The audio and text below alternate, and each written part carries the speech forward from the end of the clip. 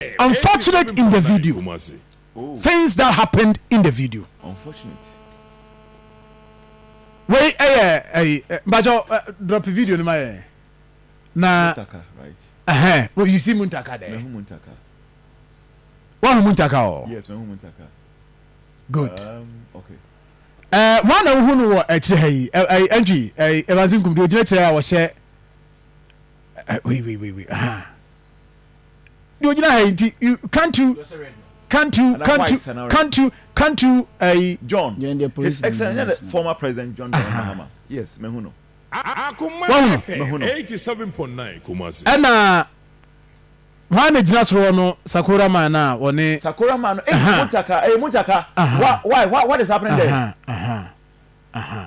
Me ba na Muntaka try to best separate go for and say no. He was trying to move someone. He was trying to move someone from that end because nipa na blocking no. And I want to moving free ho. No, so guy no na on the Oshefugo no. Do no Oshefugo no ni Muntaka na net in terms. Yes. Oh, but no. Why would he do that? Say John na mu krum ha say me that no, but you see that the chairman say irrespective of the na akoso bi abuphobia, Honorable Muntaka is the member of parliament for Asawse constituency. Ono na hosti His Excellency the former President of the Republic John Dramani Mahama. Of course, Osha protocol onu bedi animu. Na a chairman of the party, the regional chairman of the party, Mehuna Nakwesi. Nakwesi was in the video. It is a minim so catch a brand and so free wa. And this is security. Why will you have an exchange with the MP? Okay. And I said, John, be beautiful from you or how? Okay. So, Akoma I'm sure for joining live on Facebook page, Akoma 87.9 FM. Now there is a statement at Ediacheba, an official statement from Asawse constituency, NDC. In the presence of John Dramani Mahama. Yes. Now why will you do that? So I was joining live. Into one say na at a point that police will grant access to that area. One say Sanima we say Muntine and sometimes you are ya flag bearer strong because if John Dramani Mahama had decided say okay fine, remember me I mean Kasami security and take a charger and could be over on Tiasie. But look at this. Because imagine say John security are minimum. These two gentlemen are minimum. They are very excellent. I am refusing. Senka di kan wo ho a never we say but you see ono no hu ne said there be we emo wan kasa mo na mo invite me eti ma me ma mo kwan na mo nye mo ade so ho na hwe if you have issue with Muntaka, that is not time war. I also will show with this special. And whether you like it or not, Muntaka is the parliamentary candidate of Asawse constituency. Where Sir John, Mamenya Juma Kakra Asawse constituency. NDC for no more Asawse Muntie pa. Akoma FM 87.9. Juma Muntaka ayawa Asawse constituency no. Sir John, ya the Muntaka etwa MPs ni bi mpoa. You may not like the guy because oba o metitis kama wundi. Muntaka nye saade no.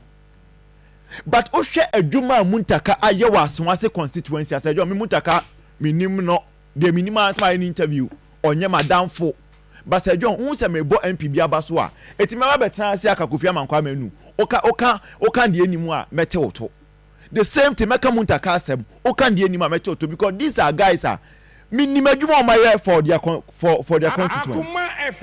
You may not like Muntaka, you may not we say but you see uchi kodru anu in America. About development in Asawse constituency, there is none, nobody. And the Asawse for NDC for okay. No Asawse no. They should respect Muntaka. They should adore him.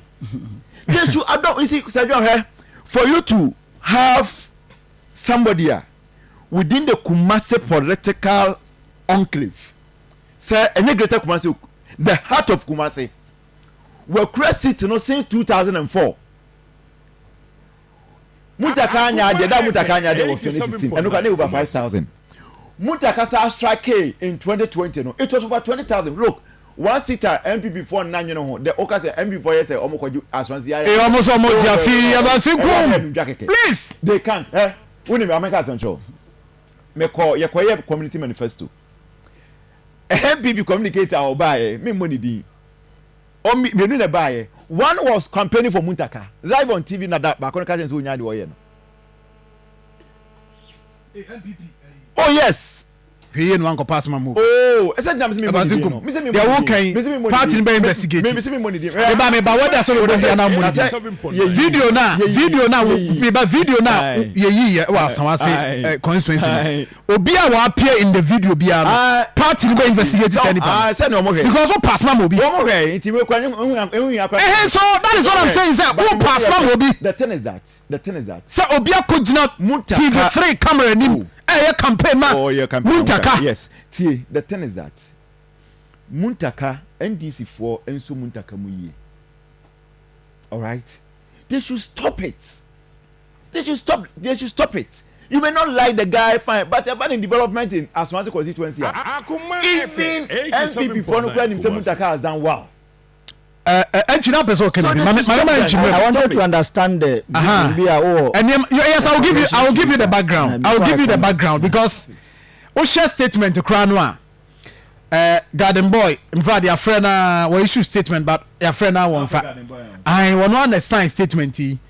Now we share the headline of this statement or say NDC Asawse condemns violent attack on Honorable Muntaka. The constituency I describe it, I didn't say violent. Violent attack on Honorable Muntaka. That is a statement. Garden boy one out and was sign. I was for me, but some the background, but let's have the ambience. The course so utie on radio when you access to your Facebook no. Also you can also appreciate him come out.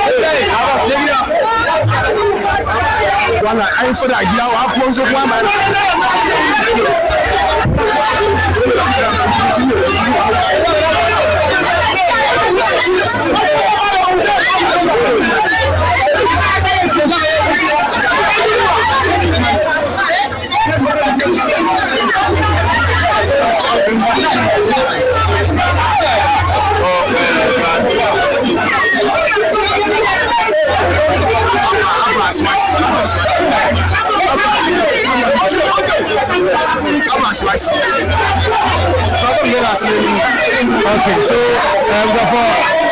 that is the Facebook page Akoma 87.9 FM now. But I'm for statement into Somalia. And then statement, according to the statement, we are trying to see Kibenya, the communication officer or the constituency. Yes, sir. Chairman ana kwesi so a video we mzen ke bia ma bo ntremu na yate de course wan kasa no. But per the statement omo de bae no. Abasinkum. According to the statement, you know, say Okay. Okay, Kaimai. All right. I'll say we 12 November 2024. That's Enra. Yeah. And a statement Iba Bontain. Now Nasel Garden Boy. And a sign here.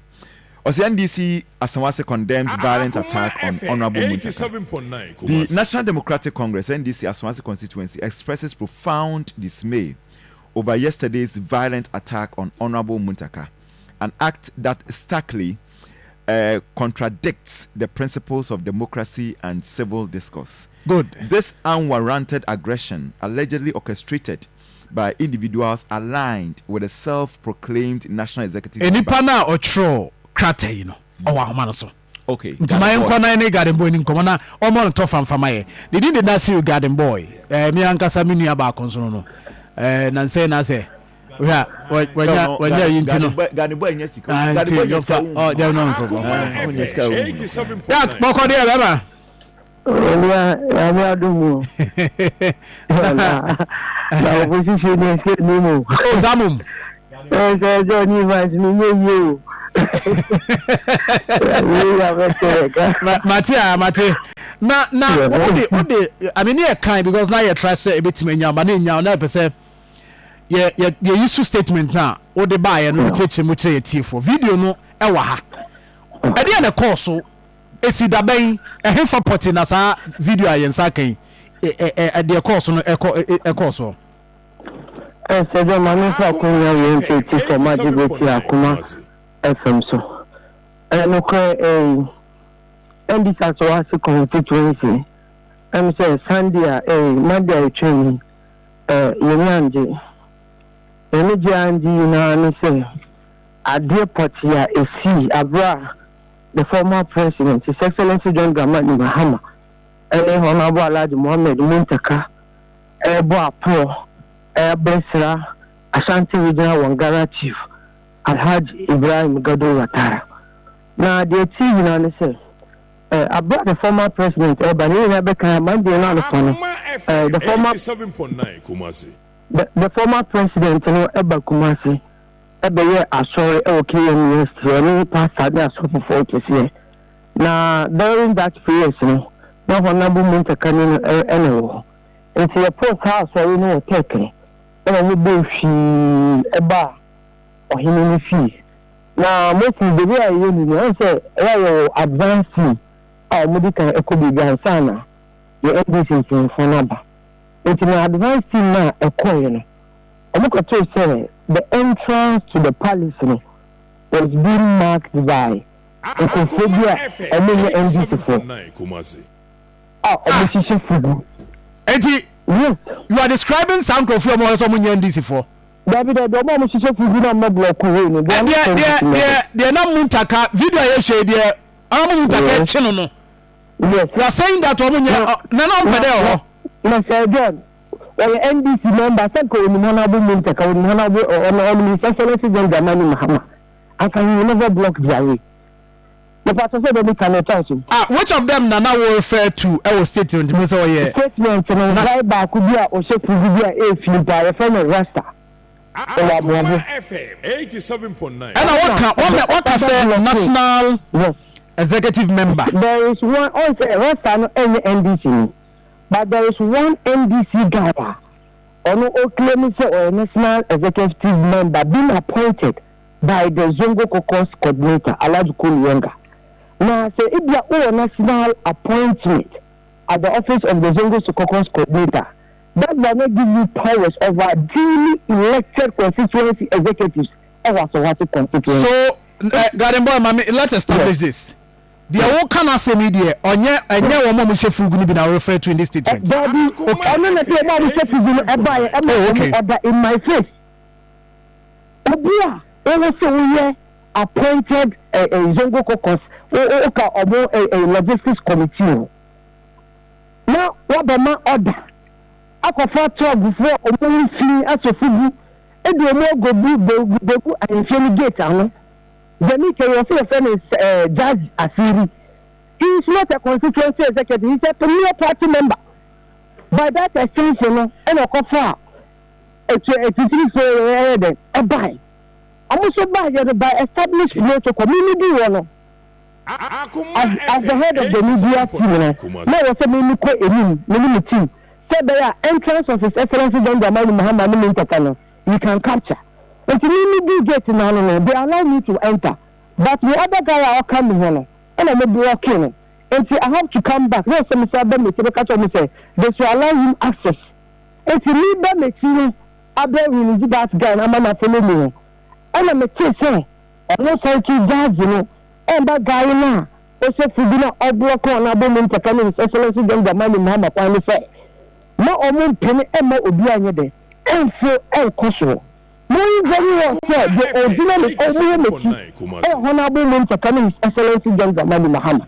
So, I know the Osofugino, the family Rasta, and a Wablock Corner, so I am Honorable Muntaka. Yes, I know His Excellency John Dramani Mahama anyway, and because he has received orders from the self-acclaimed National Executive Member, Seiki Benjazi. And order necessary, more allow anybody, the member of parliament. Anybody, he didn't give a name. But I heard him make say all my directors say, man, no Obia engine. Meanwhile, he knows very well said between Honorable Muntaka and His Excellency John Dramani Mahama and original. And now, original for more than almost 5 minutes. And the former regional police commander, Commander 1, was asking, say, now, guy now, original date, now, what block or Mokwan, didn't yes, sir.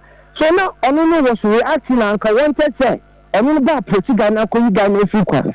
Now, so the only problem with everything you don't say, where were the security syndicate of the former president and that of the MP? And that was a question. That was a question because now, in himself, event to be said here, at least, Ibenya, the former president, the security. The member of parliament security and modernity affairs.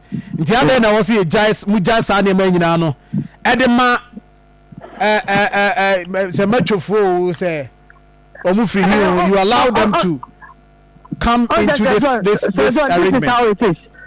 I would say, only Nipa Wabon, Eya Pa. Now, Nipa only established protocols. So, Okasa, I don't know, or a national executive member, no, within the party protocols. Aya oye bibia e dia sem neighbor. Why na boy? Why some na also boy? Why? They pass security judge because ultimately cover external security ember. You very well say a program like this all internal security seizes whenever the former president security is in town. That's the establishment. Now more executives because it is within Muntaka more constituency. Our constituency. The other na mo Jama will be also a friend who national security whatever a national executive member also. Eban mumu na be arrangement way. I mean I don't get it. And I know committee. Yes, the program no any constituency program. Oheneno and initiating contact with the Excellency John Dramani Mahama. It's a constituency program. But you because we are campaigners and under the flag bearer is Excellency John Dramani Mahama. Once our about constituency media, the member of parliament is also area president in India. Constituency executive, you have to go. And in the year, the team, the only when you now was planned. So there a big Honorable Muntaka, His Excellency John Dramani Mahama Hofi. Now, Sir John, me, you know, so in my press release, my Dikayaka say, on self-acclaimed national executive member now, only portfolio or national only ADP for the amount for. Let me have a try. So awesome. Defrauding, duping. This is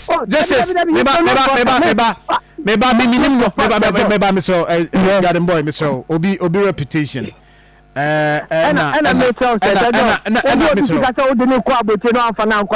so I mean, yeah, come on, it's part of his personality. No, it's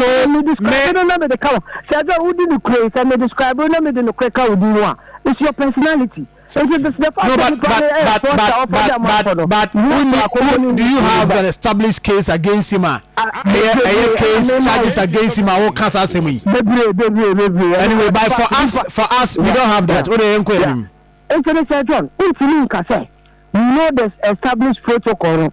if you baby up as what's the constituency abetiti ama yet monophone ye call grants ye campaign said ye base to base engagement.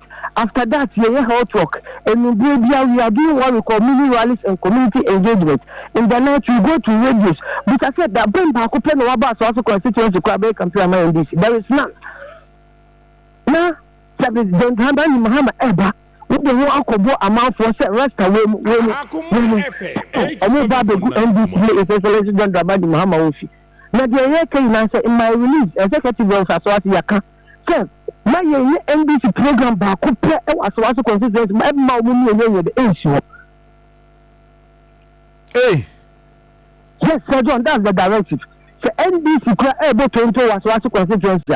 On your right, any asiri the moment you because when we see the basically already you are giving the indication say I did basically anyone a cover by until you say you almost this they can continue to uphold their values wherever they want to do. But the NDC Asawse constituency a program Asawse constituency more for money and so we see the best or one cover by. So, but so after confrontation, Muntaka che abranti de free gate yamo. Na o she enfifi won so kra no e kakakra bi si ade de na kwaso ne hu e kakakra bi ka abranti na o she clap ya tree. O she video ya ono so move from top almost hitting the former president. No, sir, daddy.